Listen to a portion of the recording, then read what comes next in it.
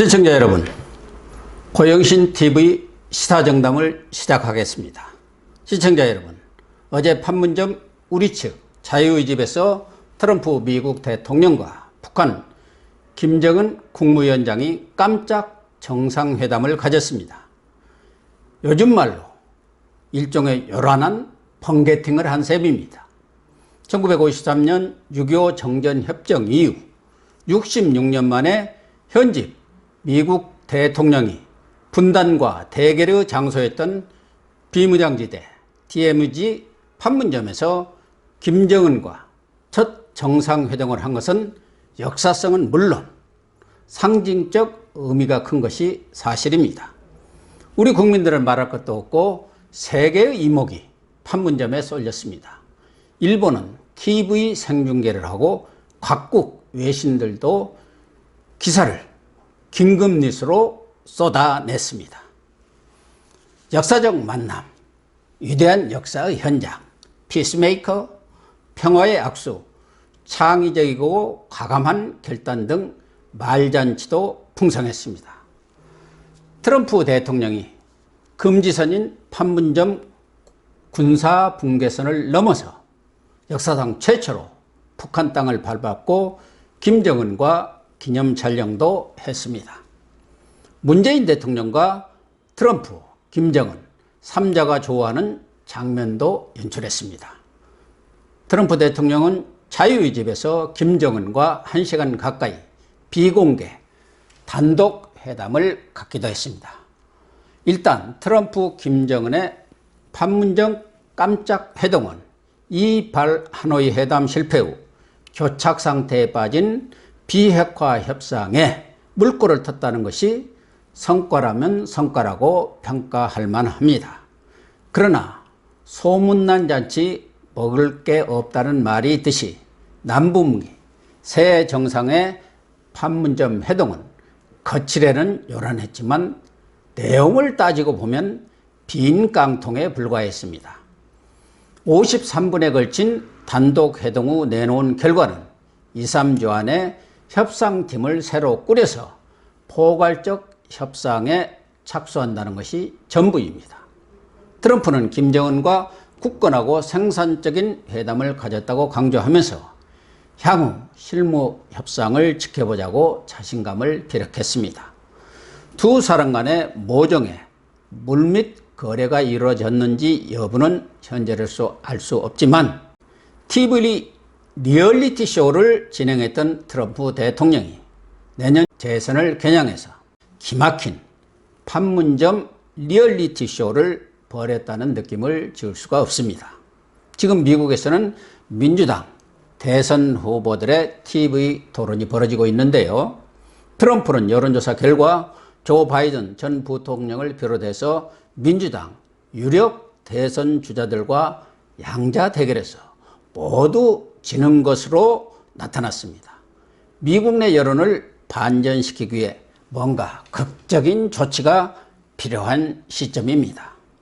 트럼프는 국내 정치형으로 오사카 G20 회담에서 중국 시진핑과 무역협상 휴전 그리고 판문점 깜짝쇼라는 두 개의 빅 이벤트를 기획했을 가능성이 크다고 생각합니다. 두 이벤트는 모두 미국 내 여론에 긍정적인 영향을 미칠 가능성이 큽니다. 트럼프는 입만 열면 중국에 대한 25% 관세 인상으로 하루 수십억 달러를 벌어들이고 있으며 전임 오바마 대통령 시절에는 꿈도 꾸지 못했던 북한의 핵실험과 대륙간 탄도미사일 발사 중단을 끌어냈다고 업적을 자랑하고 있습니다. 김정은과 회동 후에도 트럼프는 김정은이 주장하는 톱다운 방식이 아닌 실무회담 후 정상회담이라는 회담 형식을 고수했고 대북 제재 해제를 서두르지 않겠다는 점을 분명히 했습니다. 속도보다는 포괄적 합의가 목표라고 밝혔습니다. 또한 북한이 교체를 요구하는 폼페이오 국무장관을 협상대표로 지명했습니다. 비건 대북 협상대표가 빅딜과 동시 이행 간의 유연성을 발휘할 것처럼 밝힌 것과는 달리 트럼프 대통령은 하노이 회담 이후 확립한 협상 원칙을 확고히 유지한 셈입니다. 트럼프, 김정은 판문점 회동이 비핵화 협상에 모멘텀을 마련한 것은 분명하지만 실무 협상에 돌입하면 김정은이 얘기한 것처럼 판문점 평화의 악수가 앞으로 해야 할 일에서 난관과 장애를 극복하는 신비한 힘으로 작용하지 않는 한 향후 실무 협상은 첩첩산중이 될 공산이 큽니다. 김정은 입장에서는 판문점 회동이 자신을 만나기 위해서 트럼프가 판문점까지 찾아왔다는 모양새가 될 것입니다. 그래서 북한 주민들에게 하노이 회담 실패를 만회할 수 있는 좋은 기회로 활용한 것입니다. 뿐만 아니라 푸틴 대통령, 시진핑 주석을 만난 데 이어서 트럼프 대통령까지 세계 최강의 정상들과 연쇄회담을 함으로써 자신의 위상을 과시해 전혀 손해나는 장사가 아닙니다. 핵을 보유한 강성대국의 위력을 한껏 과시한 것이죠. 그러니 김정은이 쉽게 핵을 포기할 리가 있겠습니까? 비핵화 의지가 있는 것처럼 위장해서 협상을 하는 척 하면서 시간을 벌어보자는 술책을 부리고 있는 것입니다. 연말까지 버티면 내년부터는 미국이 본격적인 대선 국면에 들어가기 때문에 트럼프가 북핵 문제에 신경을 쓸 여력이 없고 군사적 옵션을 쓸 수도 없습니다.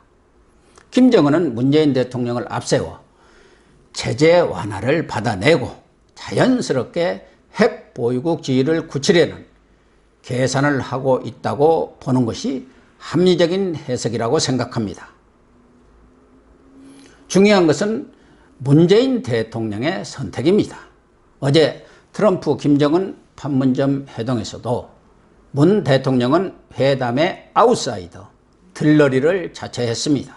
문 대통령은 트럼프, 김정은의 판문점 만남으로 한반도의 완전한 비핵화와 항구적 평화를 위한 프로세스가 큰 고개를 하나를 넘었다. 8천만 우리 민족에게 큰 희망을 안겨주었다고 흥분을 감추지 못했습니다. 시청자 여러분, 과연 그럴까요? 경제 실패에다 외교 안보 무능까지 겹쳐서 국제적 외톨이 신세로 전락했다는 비판을 받고 있는 문 대통령 입장에서 매달릴 곳은 김정은밖에 없습니다. 내년 4월 총선을 앞두고 있는 시점에서 지지율 추락을 멈추게 할 구원의 밧줄은 평화 이벤트, 평화 타령이라고 판단한 모양입니다. 그런데 트럼프는 물론이고 김정은도 문 대통령의 기대와 희망을 충족시켜줄 가능성은 크지 않다는 것이 저의 판단입니다. 어제 판문점 회동이 단적으로 보여주고 있습니다. 핵심인 북핵 폐기 문제는 오랜 세월 협상을 했지만 아무런 진전도 없이 다시 협상을 시작하는 출발선에 머물고 있습니다. 문 대통령은 판문점 회동에 대해서 자신도 판문점에 초대를 받았지만 미북 회담이 우선이라면서 자진해서 3자 회동의 주역 자리를 트럼프와 김정은에게 양보한 것처럼 설명했습니다. 문 대통령은 트럼프, 김정은이 단독 회담에 들어가기 전과 회담이 끝난 뒤 잠시 합류한 것을 제하고 회담장 밖에서 대기했습니다. 저는 문 대통령이 주연 자리를 양보한 것이 아니라 김정은이 일부러 문 대통령을 패싱한 것으로 보고 있습니다. 김정은은 이미 문 대통령에게 오지랖 넓은 중재자 행세하지 말고 민족의 이익을 위한 당사자가 되라고 주문했습니다. 며칠 전 권정근 북한 내무성 미국 담당 국장은 조미 대화는 김정은 위원장과 트럼프 대통령 두 사람의 친분에 기초한다면서 앞으로 남조선 당국을 통하는 일은 없을 것이니 참견할 생각 말고 집안일이나 똑바로 챙기라고 막말을 퍼부었습니다. 북한은 문재인 대통령의 말을 믿고 추진했다가 실패한 하노이 회담의 낭패를 되풀이하지 않기 위해서 미국과 직접 소통하는 통미 봉남 정책을 꺼내든 것입니다.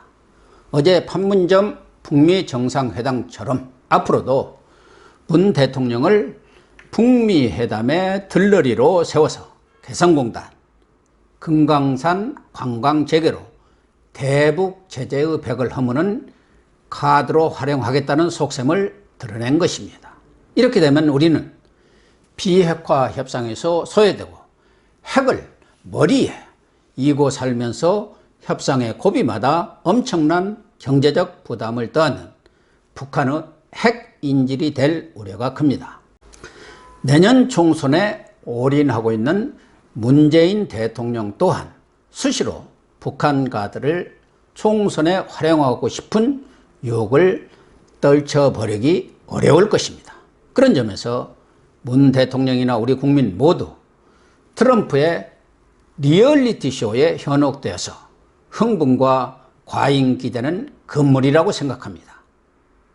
문 대통령은 현실을 냉정하게 직시하면서 보여주기 정치쇼, 평화 타령이 아닌 북핵 위협을 실질적으로 제거하는 성과를 이끌어내는 현명함이 절실히 요구되는 시점입니다.